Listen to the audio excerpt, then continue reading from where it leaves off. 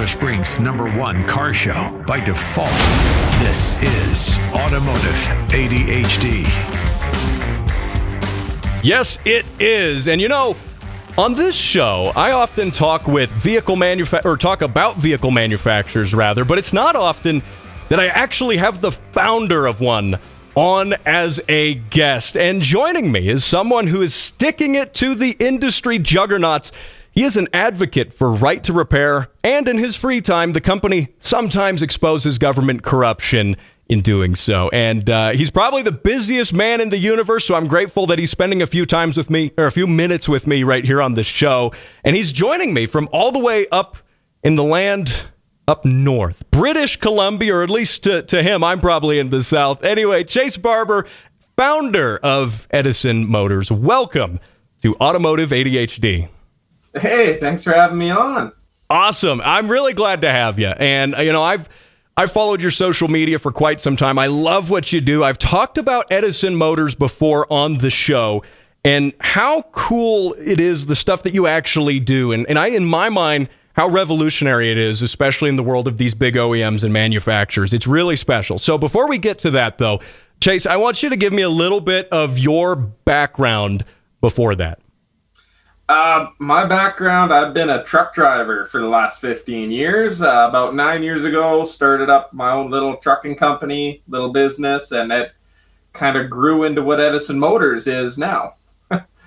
Well, and that's quite the growth there, too. And so one of the things I think a lot of guys kind of, harp on with vehicle manufacturers is that, a vehicle manufacturer, for example, isn't thinking about the guy using their stuff every day. And I especially assume you've probably seen that in the logging industry. It's like, do the people who build the trucks actually use them? In your case, yes, they do. Is that right?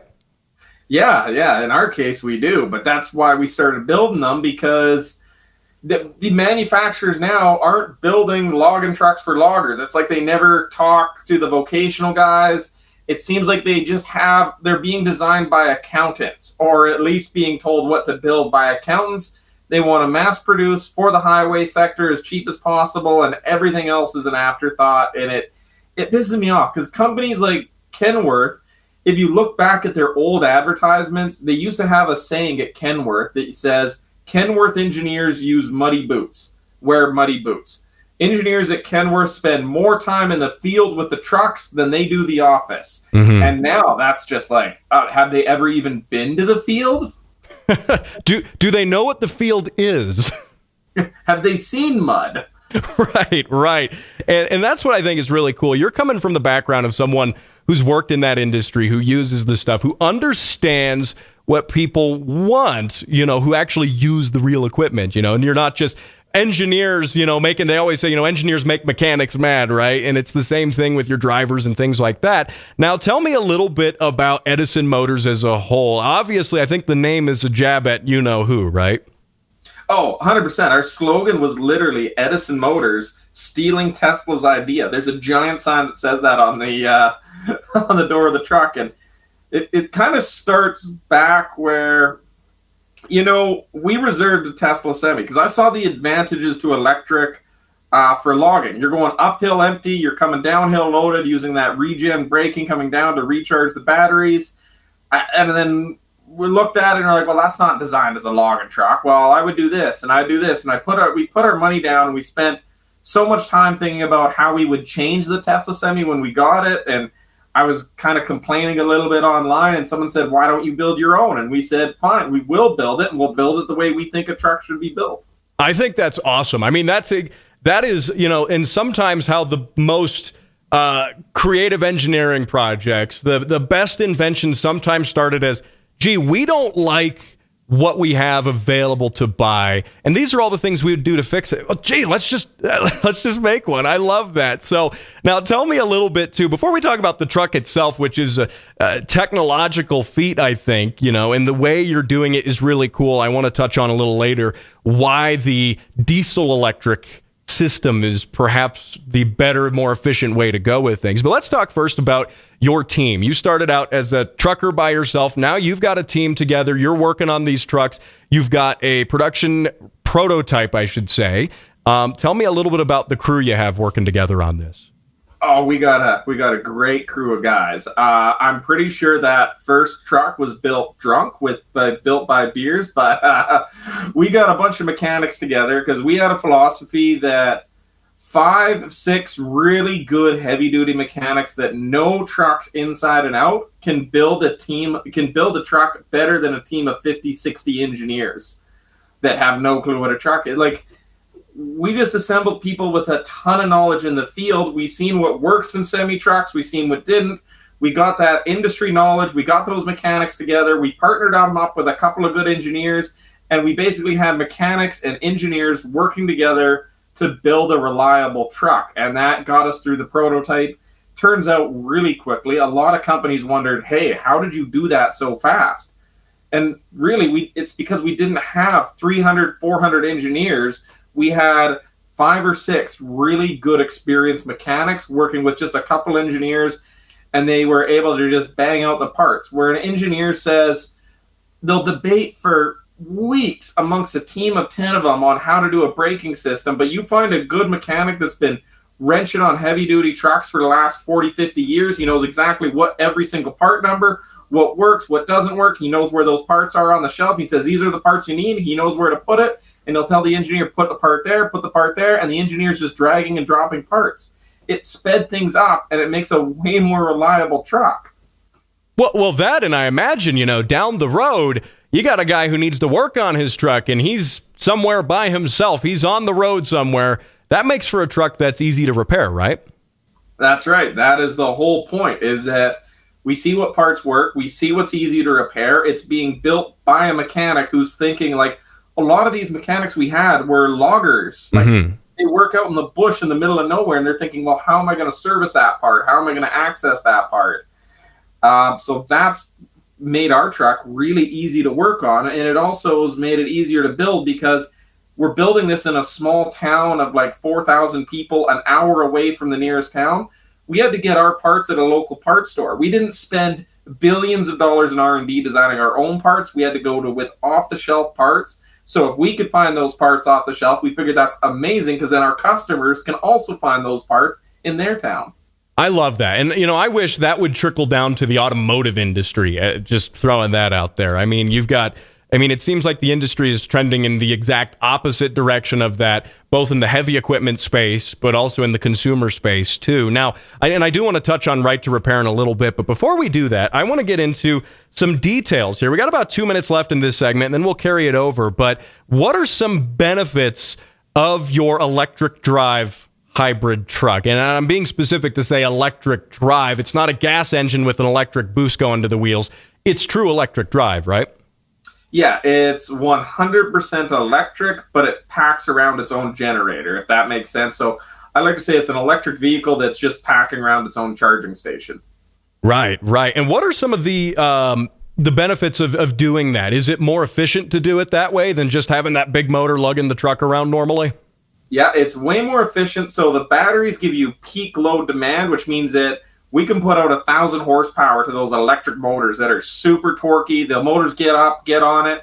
You can use the regen for slowing the truck down for red lights, intersections, going downhill. So it's not wasted brake energy. You're recapturing that energy. There's no gears to shift. It's just one big gear that kind of pushes you through with the electric motors. So no turbo lag, because every time you shift gears, you lose your turbo boost. You throttle onto it, dump fuel, build your turbo pressure back up. Just in time to grab the next gears, you go through 18 gears in a semi-truck. So it's a massively more efficient driveline system.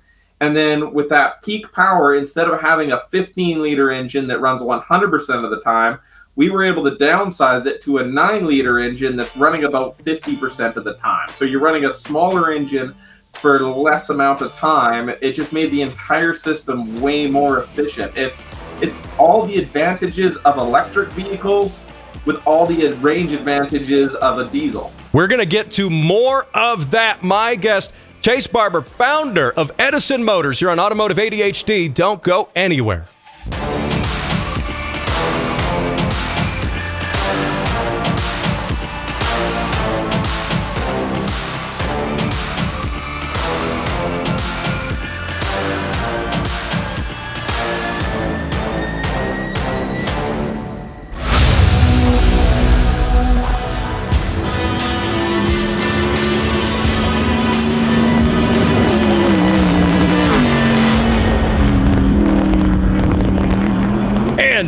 are listening to the Automotive ADHD show, heard across Southern Colorado on the radio, around the world as a podcast. Those car sounds you just heard were from Jimmy Ford, Pikes Peak hill climb driver. I had him on the show a couple of weeks ago, and if you missed that interview, you know where to find it on the podcast, on Spotify, iTunes, YouTube, Rumble, all of the places where I find shows, and, well, mine are downloaded. Now, my guest joining me here, I am really excited to keep talking to him. His name is Chace Barber. He is the founder of Edison Motors.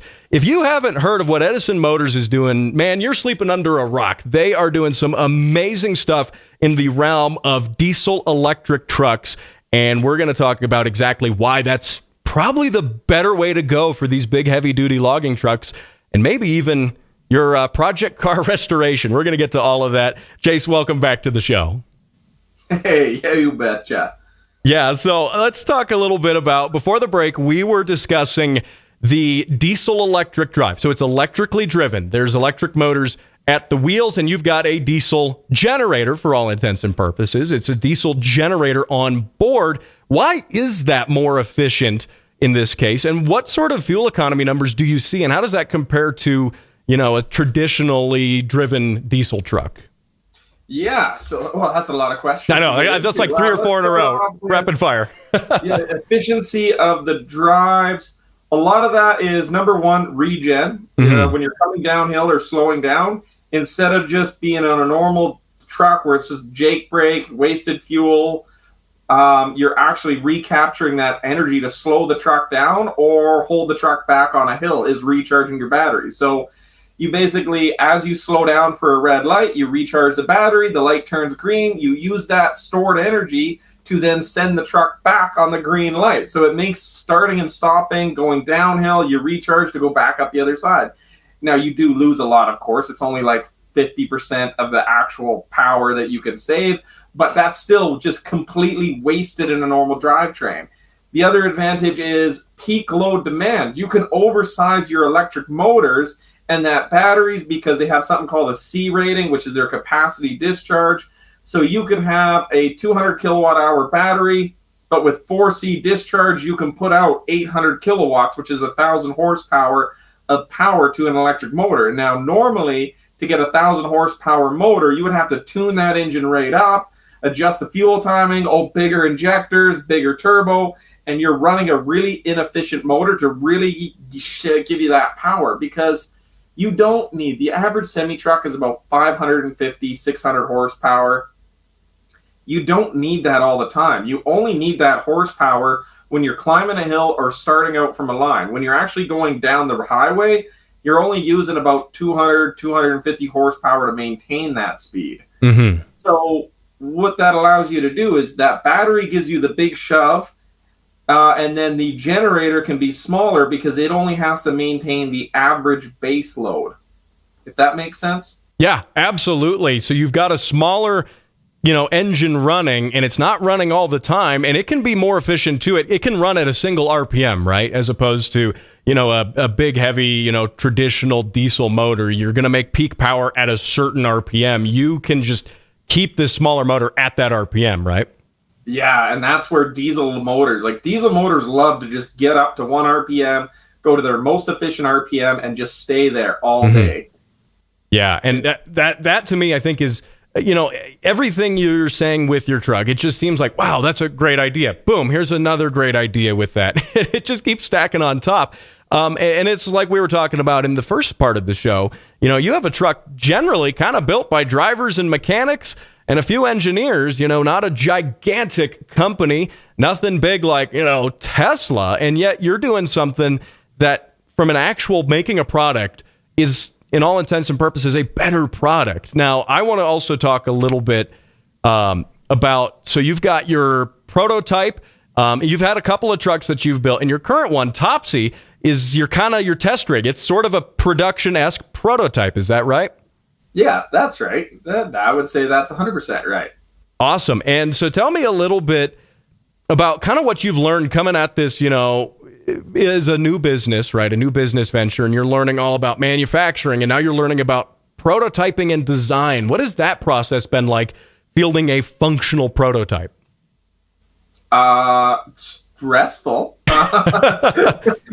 Eventually, we had a saying that, hey, we don't do this, though, because it's easy. We do this because we didn't know how hard it was going to be, and now we're really committed.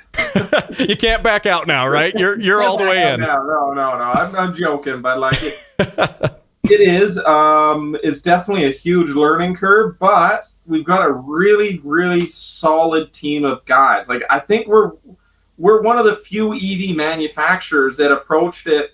We're truck guys first, and we're learning the EV side.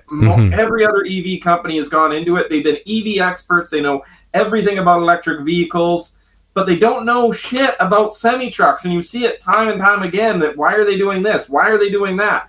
Holy crap, who let that go? And you see some of these companies like, I'm just going to straight up call it Nikola Motors, where all of their executives have almost no experience in the trucking industry, and they're designing a truck, and they're spending billions of dollars in massive repairs and things like other companies that are having parking brakes fail and trucks rolling away. And it's like, oh my God, guys, like if you just talk to a mechanic or approach this from a truck perspective, you would have realized that all of these things could have been solved by talking to one experienced mechanic, one truck driver with some good experience that tell you, hey, don't do that. That's a bad idea.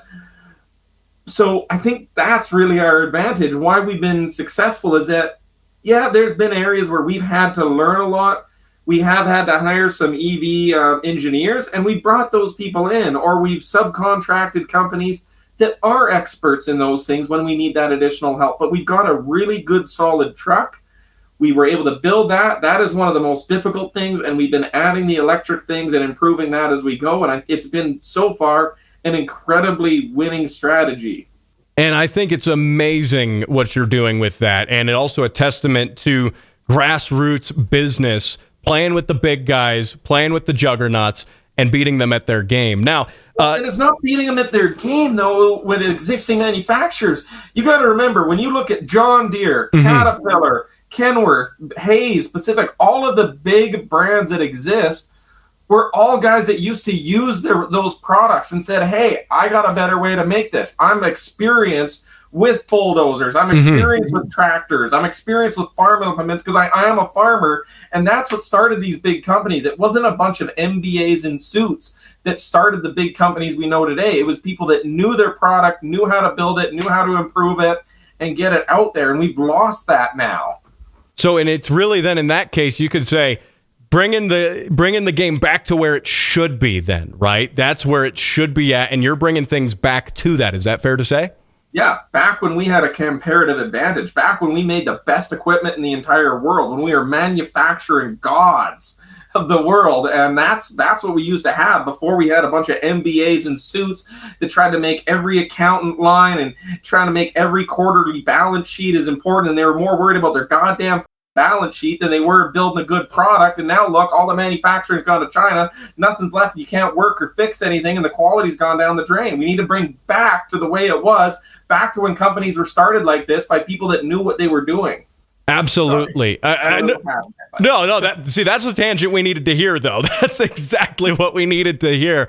And I mean, you're absolutely right about that. With manufacturers, especially in the in the industrial sort of space. I mean, we've heard for years about how John Deere is locking things down with software, and a farmer in a field can't get his work done suddenly because he doesn't have a PhD in computers and also needs to go to the manufacturer for the stupidest little parts.